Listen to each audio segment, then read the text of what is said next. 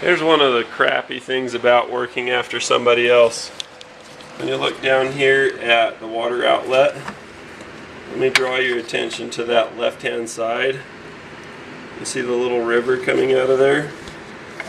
See if I can hold the camera better.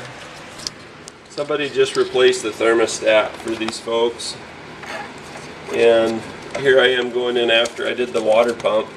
Now, lucky for me, I pressure test things.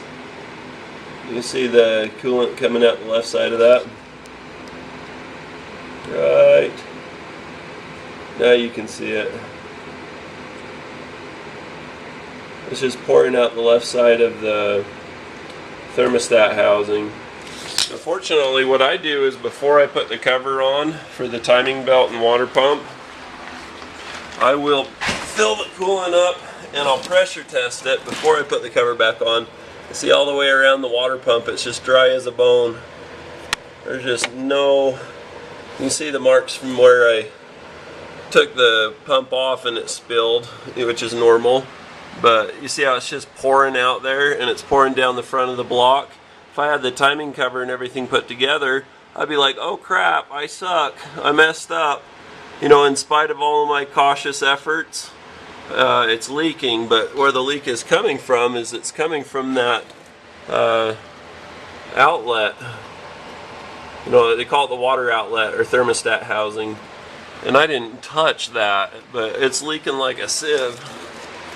So, what I've had to do is I've had to pull the alternator out and get down to where I can get into that, and I'll have to reseal it. That's a new housing. They just replaced that. You can see the new clamp on it. This is the shop from out of state that just barely serviced that.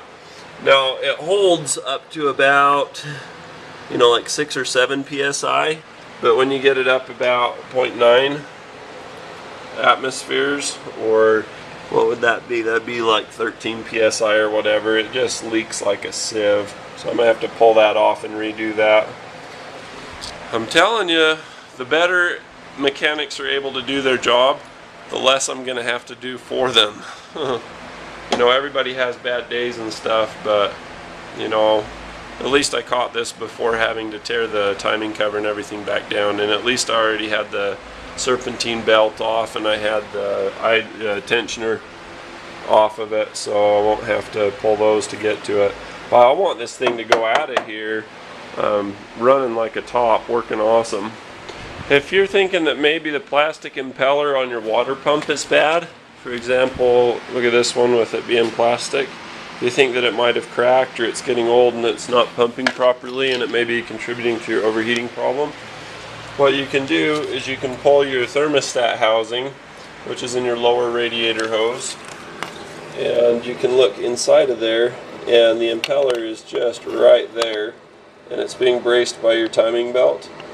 So what you can do, let's see if I can get a better shot of it, is you can stick your finger in there and try to rotate it, and if you can rotate that by hand and the middle shaft's not turning, then you know that you have a cracked impeller and that you need to replace your water pump. There's other reasons to replace a water pump, namely if it has a leak from the water pump seal, or if you're replacing your timing belt, it's usually a good idea to replace your water pump. But that's a fun, quick, and dirty way. I don't know how fun it is. You do have to take the alternator off and your tensioner off in order to get to it, not to mention the serpentine belt. But that's how you can test your water pump to see if your impeller is split if you own a Volkswagen. So as you can see, there's wet on the floor from before, but there's nothing leaking now. We are in great shape. Went through and pretty much did the whole cooling system on this car with the exception of the radiator itself. So we're holding at 0.9 atmospheres, which is about 14 psi, and it seems to be doing great. One thing that I failed to explain earlier, I'll get out my little laser pointer, one of them, so we can find one that works. This is the radiator, or the thermostat housing. You'll notice I've got the alternator back in there.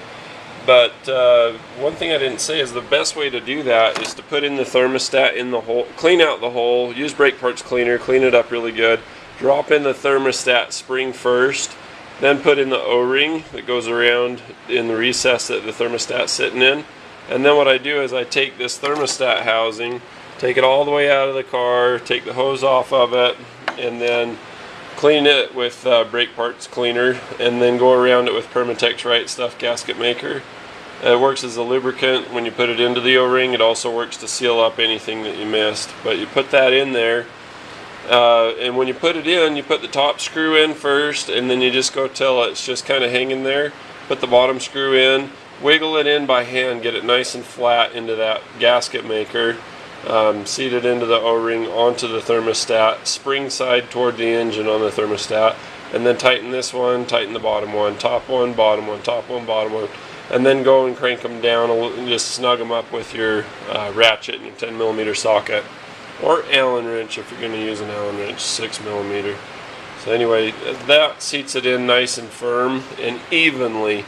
I've talked about this before. Say this little green line is your engine block and this is your thermostat housing. If you crank one side down and it binds, doesn't matter what you do, it'll warp it, but it will still have a leak. That's what we had before.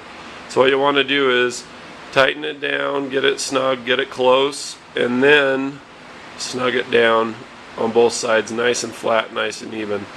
You do that, you're going to be in great shape.